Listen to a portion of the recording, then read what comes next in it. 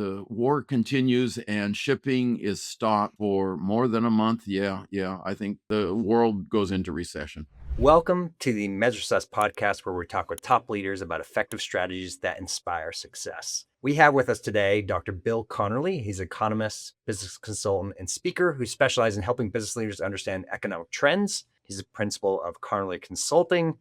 He has a PhD from decent university, Duke University, which has playing pretty good basketball once again. He's been at multiple banks throughout his career, helped out multiple Fortune 500 companies, but we also like to have him on the podcast because he does care about small business leaders, spends a lot of time and energy on that as well. And that's why it's very relevant to those of you who are listening. Bill, you might be our most frequent guest. Welcome to the Measure Success podcast. Great to chat with you again, Carl. Yeah, we've been very fortunate. Once again, I thank people like you. We've been rated in the top 10 strategic planning podcast the past 2 years, which we're just humbled by. That I can't believe we got to that status. But there is a lot, Bill. We got to get into this now. So let's go back a year ago. Last time you were on the show, you stopped me in the beginning of the podcast and said, paraphrasing here, this tariff thing is one of the worst economic decisions that could be made, roughly speaking. You were upset. Yeah. Okay. Okay, and I loved it because you're like about as you're calm, cool, collected, and you interrupted me to discuss about your frustration on the tariffs that have happened. Let's fast forward a year later. I want you to talk about two things with it. First of all, the fact is, as of right now, the Supreme Court has ruled many of them unconstitutional. So there's potentially a massive up to 180 billion, somewhere between 120, 180 billion, depending on who's counting, refunds that are going to be going back to companies who had to pay for the tariff. So this could be a massive stimulus that might have a positive economy. But at the same time, we've done this little attack, massive attack on Iran that has happening in the Middle East as we currently speak. A massive transition. It's stifling energy. So before we go to there, before we go to current war, impact on energy, which is such a big deal, let's go back for just a moment and just talk about the tariffs, because I still don't know if we don't know what the real impacts or war impacts, because it was such a short period of time from an economic standpoint. Prior to everything that has happened this past week with Iran, okay, in the past couple of weeks, what was the real impact of the tariffs? What happened in the economy? And did it surprise you or not with what actually ended up taking place? Yeah, well, let me give you some background. Economists have generally been antagonistic towards tariffs. And this year marks, I think, the 250th anniversary of the publication of Adam Smith's The Wealth of Nations. It's there on my bookcase. And Smith sort of had the insight, no, tariffs are not good for us. But even though I thought tariffs were a bad idea, that's different than knowing the magnitude and the timing of the impact. And I thought the tariffs would not send us into recession. I thought it was bad policy, but I thought it would not send us into a recession, but it would be borne, the cost of the tariffs, by American consumers, not 100%, not right away, but that was the path that we were on. And what we've seen actually has been the economy fairly resilient. I expected the short run impact to be fairly small, and it's maybe been less than I expected. But what I am seeing, and this is a long lasting impact, is everybody has a different attitude about supply chains. So let's go back to, say, 2019, and you're a company and you use some physical products. Maybe you resell them, maybe you're using them as inputs for your own manufacturing, and you're just saying, hey, where is it the cheapest? Because the suppliers are reliable. And then we had the pandemic, we had cargo ship getting sideways in the Suez Canal, and then we had tariffs. And now companies are saying, yeah, I want it cheaper, but I want it reliable. And I think that we're going to, over the next 10 years, every uh, product sourcing decision that American businesses make is going to be a weighing of what's price, what's reliability. Mm, And that is, I think, a massive change.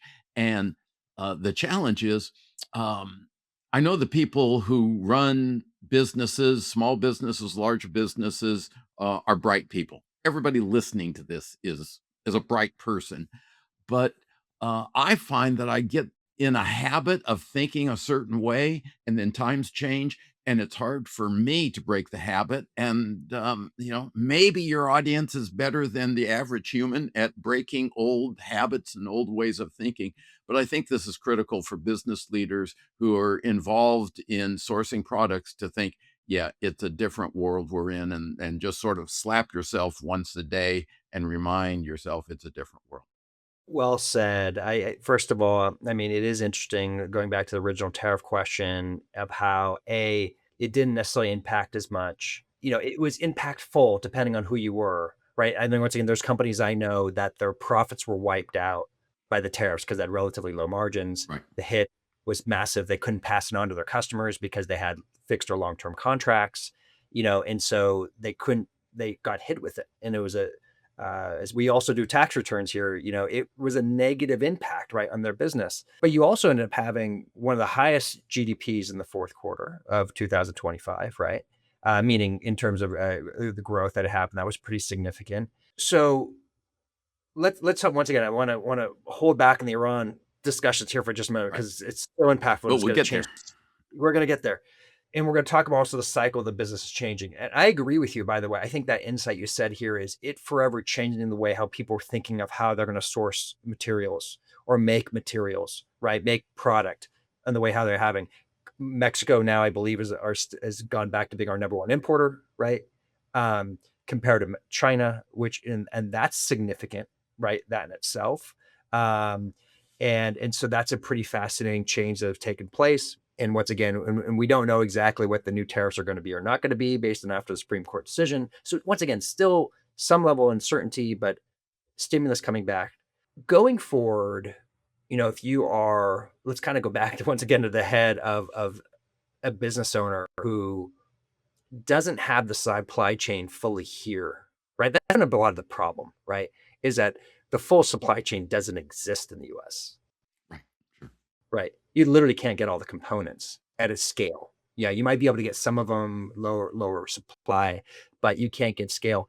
What do they do? What are you advising them to do in the meantime? Once again, you get savvy individuals and people around that. What would you recommend them for the long run? Looking at the socio-economic, political Yeah. climate, Yeah. right? And even if and we're going to have a change of presidency in a few years, regardless of that, right, you have a lot of change, whether you like it or not, that has happened over the past, ever since President Trump has been in place for a second term. Where is the safest bet to make money if you're a U.S. manufacturer slash distributor? Yeah. I would say, think at the margin. This is sort of standard textbook economics that probably everybody has forgotten. But instead of saying, hey, we're going to make it ourselves or we're going to buy it, look case by case and say, hey, what is the cost difference? Let's say making it ourselves versus buying it. If it's a 30% higher cost to make it yourself, you probably can't do that. But if it's a percent or two, maybe you make it yourself or buy from a domestic producer. And so, item by item, choice by choice, just sort of weigh the benefit of local sourcing as a little bit more valuable. So, and the fact is, we can't change things overnight. There are some products, like you mentioned, just not available at scale in the US, but they may be gradually over time. So the first thing is think, hey, what are the little things we can do to give ourselves a little bit more safety in our supply chain? And then make it a habit to rethink that, say, once a year. And it's easy to say, oh, we've got a supplier we're happy with, the pricing is okay, we just keep going. I mean, I do that myself, and I hope my clients just sort of keep, re-upping every year. Um, but it's worth thinking, let's revisit this decision a year from now. And maybe the supplier's doing well, but maybe the cost of a domestic supplier or producing it ourselves has gotten a little bit less, skewed. And I think gradually over 5 years, a lot of production can be brought back into the United States. And I'm not saying that's necessarily good. I'm just saying this is what a business leader should be thinking about. One of the things that I think is the most overlooked part of where, the typical manufacturer has a cost plus view of things. It's going to cost me so much. I'm going to mark it up a certain amount, and then it's going to be marked again depending on how many channels it's going through ultimately to get to the market, the final consumer or B2B Right. customer. But what's often not managed well is the working capital requirements of how much inventory that's needed, right? And with interest rates that have gone up significantly compared to where it was at its lows, and with the transit costs and the time it takes to ship something over from China, right? Right. And whenever there's any disruption in it, it's significant. And I see more companies go out of business because they have too much inventory. They mispurchased, right? They get so focused on the margin, but if you're never able to sell that inventory that you purchased, right? Yeah. That's far more. So I think when I'm hopeful for, once again, whether it's good or not, there's different arguments, right? Whether it makes sense to manufacture here or not. But having closer suppliers and having lower amount of inventory takes down the risk of the company, even when it costs you slightly more to make the marginal product. Yeah, Carl, but But go it's ahead. not quite that simple. Um, Oh, I know. I get it. I Yeah. mean, I have been a fan of lean inventories, and the old joke. There are three things that can happen to inventory, and two of them are bad. It can go obsolete or it can get stolen. You know, um, but you remember a few years ago when businesses were not able to get the inventory they needed. That's kind of one issue. And I'm hearing a little bit of some companies that were used to, oh, they get an order, okay, we can ship it in 2 weeks. Mm. And the young purchasing person for the customer is used to going on to Amazon and getting delivery tomorrow. And he or she says, what do you mean it's going to be 2 weeks before you can ship?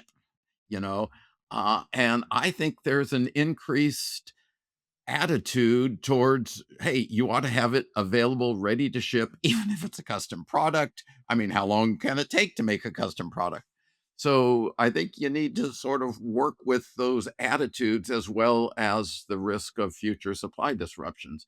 And I just, this morning, we're recording this on March 6th. We got new data on business inventories, and businesses are being very cautious about their inventories. Inventory to sales ratio, the lowest it's been in quite a while. And I think that's kind of good, but it also makes me a little bit nervous. Yeah. No, There that's are no very interesting. simple answers, Carl, just a lot of complexities. Amen to that. Well, that's the reality, right? Is like, we try to simplify things and there's so much complexity around this. It was interesting. I remember reading out after the Wall Street Journal after the inaugural address, and there was self-touting and some facts, right? Once again, a Q4 stock market near all times highs, Q4 one of the highest growth rates in GDP, a lot of what you call from, but the comment was put in there of, it doesn't feel that way. This doesn't feel like Yeah. 2006, Yeah. 2007, right? Where everybody was benefiting from the housing bubble, right? That was kind of happening. Even of course it popped and everybody hit hard at the tail end of it. What's happening there? Why is this different experience versus traditional times of when, like, why doesn't everybody feel good right now outside of the quote unquote the president? That's a good question. When I was a young economist giving one of my first presentations, I thought people would leave the room optimistic or pessimistic based on whether my forecast was optimistic or pessimistic. I learned after a few presentations that people would leave with the same attitude they walked in with. Yeesh. The optimists would find reason in my presentation to be optimistic. The pessimists would find reason to be pessimistic, and that's personality. That's not economics. But one of the things that people have been very focused on lately is the layoff data. There are announcements of layoffs that have been made, and um, 2025 very high level of announced layoffs. But when you look at the hard data of people who actually have to file for unemployment insurance, we are in a layoff drought, Hmm. very low.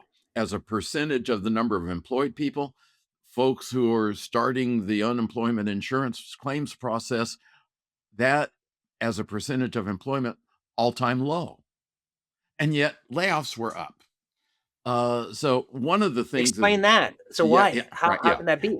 sure. One of the things is the law requiring announcements penalizes a company if they do any layoffs above the number that they had pre-announced. So if you announce 1,000 and you do 1,001, a company gets slapped. Mm, If you're planning on 1,000 but you announce 1,500 and you only do say 1,001, no slap, no penalty. So make that announcement as big as it might ever possibly be. That's one issue. And secondly, many companies have been saying it's still hard to hire. So some of the people who get laid off find another job, and particularly with an announcement ahead of time, they may not have a day of unemployment in between, one job and another. And then there are a lot of people in their 50s and 60s when they hear that they're losing their job, they retire because right. who wants to be 55, 60 years old and on the job market, and they say, okay, I can afford it, sorry, retire. So we're not actually not seeing much of an effect on the overall market despite all of these news headlines. And I just find that psychology fascinating, right? Because there has been, you talk to people and there's so much fear and blame, if you may, on AI changing the world, right? And and it has had an impact, right? Clearly. But then you go to the next part, which is like, wow, you look at the data and you just described it there. It's not as bad as it seems in terms of Right. unemployment, right? People filing for unemployment and Yeah. saying they're still looking after work. They're like, hey, I'll take this package. Why not? And use that as an extra bump of retirement that I wasn't planning to do, even if it's a year early or whatever in terms of them going into it. So we're almost there. I think we have to go now. Okay, I think we have to transition because we're going to run out of time for this podcast. Massive development, right? The United States, Israel have attacked, killed the leader, right, the supreme leader of Iran, and has massive onslaught been going on, real Right. battle, like significant. And as a result of that, and you're going to go more into the details here, having a significant impact on oil disruption. And this is once again coming after oil had gone down in price a fair amount, which was helping out the economy. That was a stimulus, if you may, of Right. lower Right. gas prices, right? So energy cost. All right, here we are, economists, and we know this might change a week or two from now significantly based on the dynamics of this particular thing. We're going to get this released as soon as we can because we understand the importance of this. What's happening? What's the impact? Could this cause a recession? Let's hear it. Well, first of all, there have been a lot of small wars, in the last 20 years, and people worry, but usually they do not have big impact. So my first response is, yeah, yeah, we'll get through this. This war may be much worse than usual. And the area that I'm very concerned with is energy. So you've got the Persian Gulf, and the tankers come through the Strait of Hormuz. It's about 20 miles wide between Iran and Oman, and 20 miles doesn't give you much room to hide. and about 20% of the world's oil flows through that strait. And oil is roughly one third of the world's total energy consumption, the rest being coal, nuclear, that kind of stuff. So that comes to 6 or 7% of the world's total energy consumption goes through that 20-mile wide strait. And right now, nobody's going through there because there's just no way to protect the ships. And if somehow there's a resolution of the Iran war tomorrow, okay, no big deal. The price spiked up $91 when I checked it this morning. That's less than it was when the Ukraine-Russia war started. It got up to nearly 120, I think. But there could be longer term if the war continues and Iran can attack ships with missiles, drones, and sea drones, what looks like a little speedboat that's remotely controlled or even autonomous. You can have a lot of challenges. And then the technology of oil wells is such that an oil well is not like a big tank full of oil. The oil moves through rock, through solid rock, believe it or not. And if you stop pumping, you have long term impacts, in some Mm. cases, permanent reductions in capacity.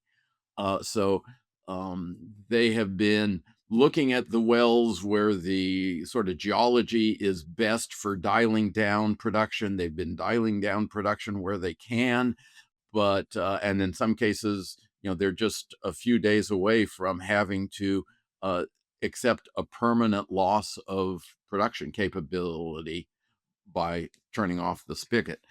Mm. So that even if so if the war goes another month, then there's long-term impacts on oil prices. Now, we can get through that. But if the war continues and shipping is stopped for more than a month, yeah, I think the world goes into recession. And that's pretty interesting, right? That would be a significant impact, right? If it ends up moving into a recession because once again, and do you think? I mean, once again, these are just forecasts based on what you're currently seeing right now. And I recognize you said it very clearly there how long this, we'll call it a war, right? War Yeah, last, right?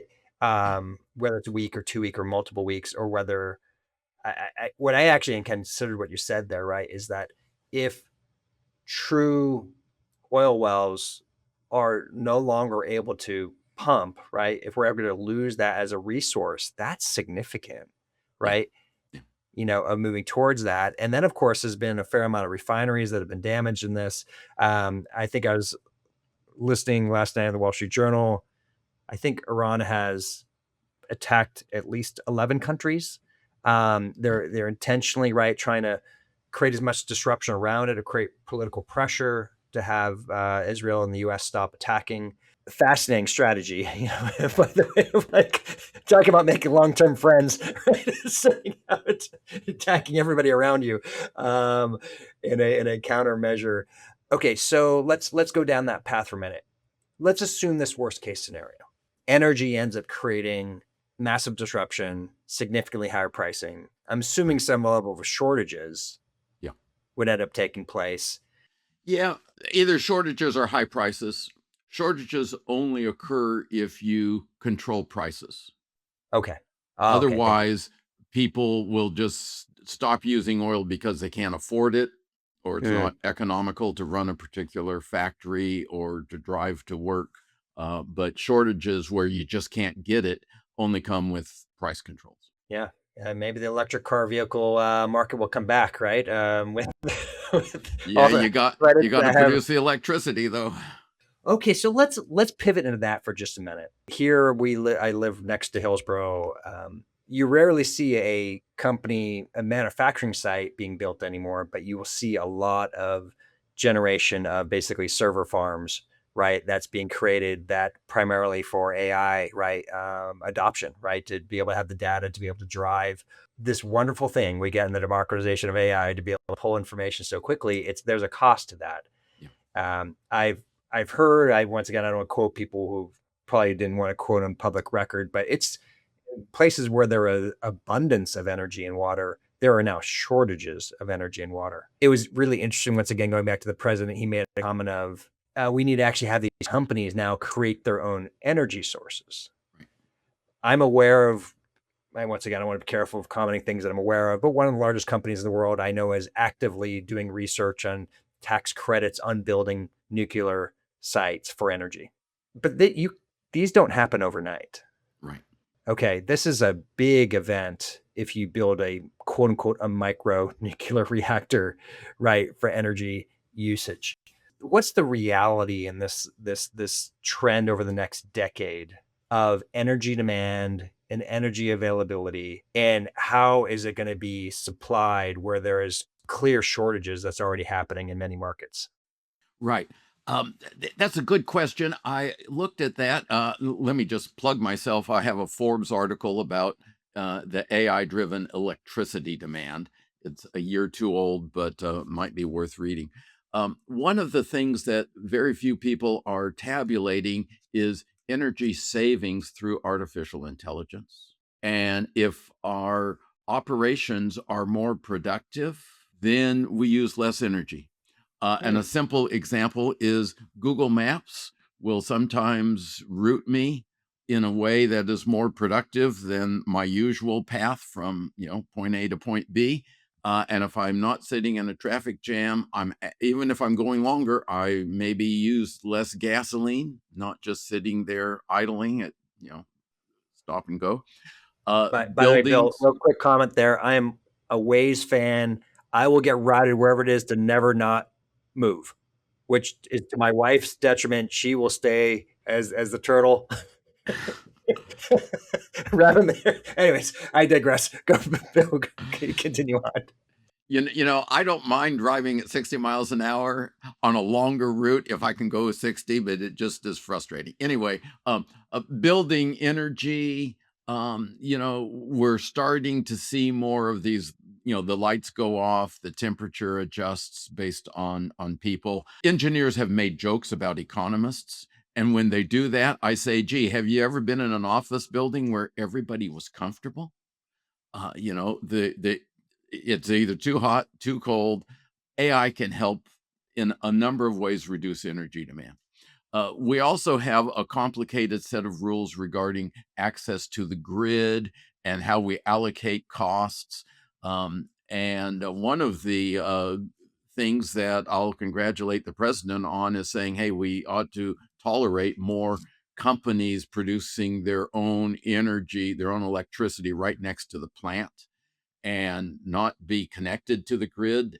But right now, I mean, if I want to build a data center and put in a generator right next to it, oh man, I got all sorts of applications and requirements and prohibitions. So, we create some of our own problems.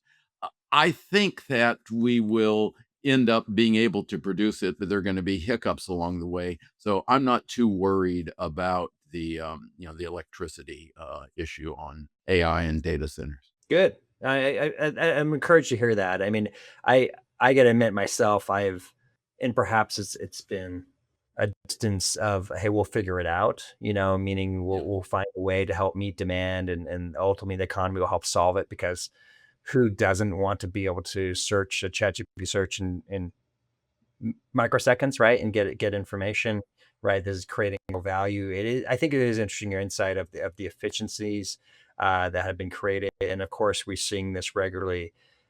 Let's go ahead and hit it again. A lot has changed in AI in 1 year since our last right. Yeah, conversation, right? yeah.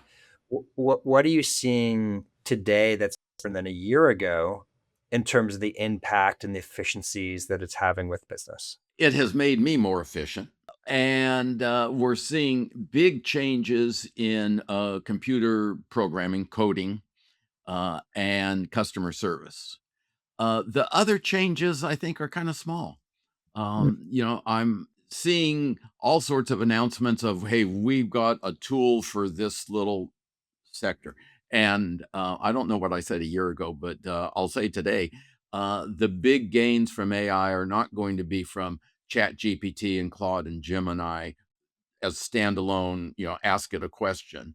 It's going to be from specialized apps that solve a particular problem, and the user, maybe it's somebody like an electrical contractor has to estimate a project, ask for a bid. Here are the blueprints, and they're going to feed it into an AI driven app that will just say, oh, you're going to need X feet of wire, so many plugs, and the labor cost is going to be this much, and mark it up however much you want. And it will, and the user is not going to know anything about AI. Apps where the user does not have to know anything about AI are going to be the way that we get benefits. But right now, outside of programming and customer service, it's not happening enough that I've been able to see evidence of it. Mm. Programmers are getting cheaper, but there's still what you might call a technical debt. Have you seen a bad website in the last, month? Hey, if programmers are more efficient, and I know their wages, their starting wages are going down, it's like, why don't we fix all this buggy software that we're, faced with? So there's a lot of work to be done there. But I'm an optimist. I think that AI is going to make production more efficient, driving down prices in terms of what can you buy for an hour's worth of work. Inflation itself is a monetary issue, but if you just think of how much does an hour's worth of labor get a person, AI is going to make us much more prosperous. What do you, if you're, using your economist future ball, so to speak, and including the current disruptions that's happening to Iran, who do you think are going to be? And let's talk about business. Which industries, which businesses are going to be able to be benefiting right from the current trends that are happening right now?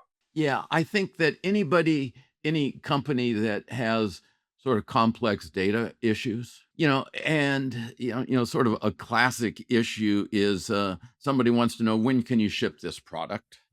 Yeah. And it's like, oh, well, we can't ship the product until we get a particular set of components that we ordered, and they're produced by different suppliers. We have to query them, when can you get that to us? And they have to check with the trucking company, and it's a complicated mess. It's complicated in one company, and then you add the other companies. All of a sudden, this is going to be a lot easier, and the one company's system is going to talk to another company's system, and the AI will figure it all out.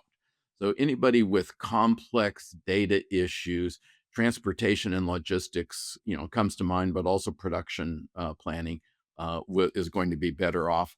The healthcare profession is going to be better off Yeah. because um, at my when I saw my doctor, AI being used to record the conversation and drafting, and we have a shortage of medical professionals, and we are seeing savings of like 8 minutes per patient of doctor's time or nurse's time from Mm. AI usage. Well, that scales. And then customer service. You know, Many of us hate the customer, getting on the phone to customer service. We hate that we have to, that the data isn't there. And I think there's going to be a revolution there. So any business that is thick with a lot of customer inquiries is going to be much better off. But the average company, it's going to be a while before it sees the benefits.